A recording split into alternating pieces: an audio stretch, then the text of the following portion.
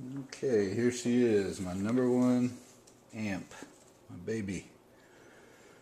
1960 Tweed Bassman, getting ready for an overhaul. Got all the caps here. Got from Tube Depot. Looks like they have pretty good prices on these big 500 volt. I've been torn going back and forth. Do I do what Gerald tells me and upgrade to 700 volts on the main filters, because the schematic calls for 600 volts, but they don't make those anymore. So got an email off of Vintage Bulletin Board, says they've been putting 500 volt caps in for years and haven't had one problem.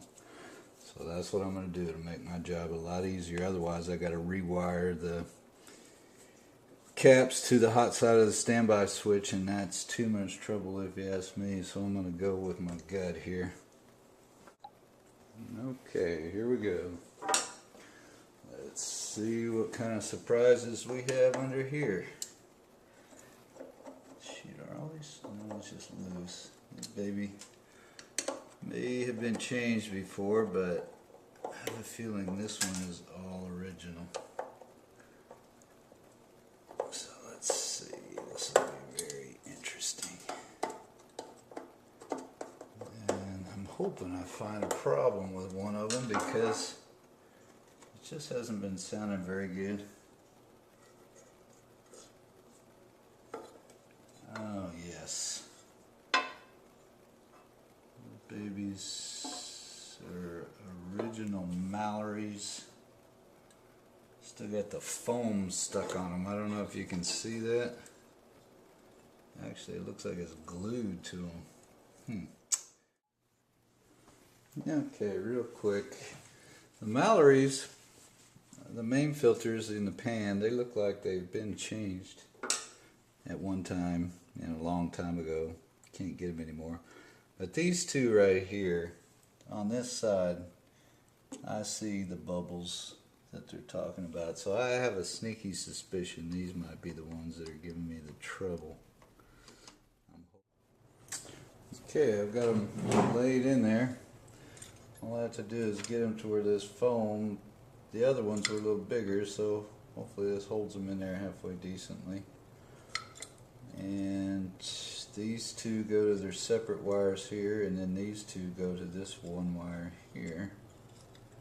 So that's all I have to do is just solder these in, and I got to start working on the board. And these bend around here and go to ground. These ground, I'm just going to resolder those there. Okay, I got them in, but it wasn't the easiest job. There they are. Hopefully these babies don't touch anything. But the hard part with these grounds, I know that you're on some of the grounds on the chassis, you're supposed to have a 125 volt or 250 volt amp. I think it is. Soldering iron, one of those big old heavy Big Bertha things, and I didn't have it, and it really wasn't going to work. I was in panic. So what I did, I took the solder sucker, which is probably about 40 watts maybe, and this 40 watt ended up with about 80 watts. Put them together. My son had to hold the wires on there so I could keep them from popping up. You're welcome. Yeah, you're welcome. Thank you. And these two together actually did it, so it might be something. If you have two soldering irons, you might be able to get them done, but it wasn't going to melt at all at first. So that part's done. Now I got to get into the chassis.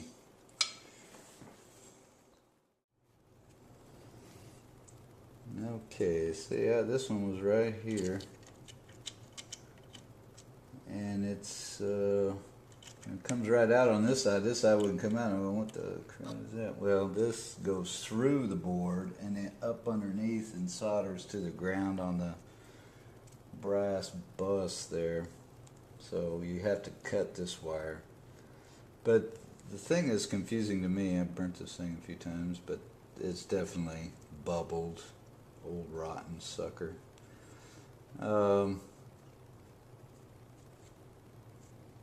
This is 8 by 450 volts, 8 microfarads, and everybody keeps changing things. Oh, we don't use those, we use 10 by 500. Well, I don't really want to use 10 by 500 because that's not what it calls for, but I do have a 8 by 450, exactly what's supposed to go in there, so I'm putting this one in there. I don't care what they say. See what happens. Fits in there a little better. Okay, well, I'm glad I did find one problem. This one here, the wire had broken who knows how long ago, and that's probably one of my static problems. It may have been making connection, bless you, but either way, I mean, that's why it's good to get in here. This thing hadn't been on for who knows how many years or working. It was broken just like that. So anyway, hopefully it sounds better. I'll have to record some when I get done with this. Okay, I got these babies in right here. This is definitely a bigger job than what I took on before. I'm glad I did the other one first, but hopefully I use the heat sink as much as I can. I didn't use it on the capacitors. I hope I didn't damage them. But on these little resistors, I put the heat sink on both sides when I'm soldering just so I don't fry the thing. I didn't use it on these because I bet they did get a little hot. Either way, I'm finally convinced after doing this that these things are so brittle and old and dried out. I mean, you can tell they couldn't have been working very well. So I'm really glad. I'm kind of excited to see how this baby sounds because it sounded good even with disconnected capacitors. So hopefully it sounds better. I'll let you know. I've got one more left to do, and that's this one. And I was gonna leave it, but I can see it's got a pretty good bubble on it, and it is somewhat microphonic, which they are even when they're new, I think. But I'm gonna change it, and hopefully I don't have the exact same value as this, but this is 250 microfarads, I think 6 volts, and they sent me a 220 25 volts, I think, is what goes there. Okay, the moment of truth. We got her done. It looks pretty much like one you would see that has a cap job. There's a new one, there's a new one, there's 2 new ones, and then the whole pan back here is new. Grounded to the pan, which Gerald said they had to be grounded in the same spots.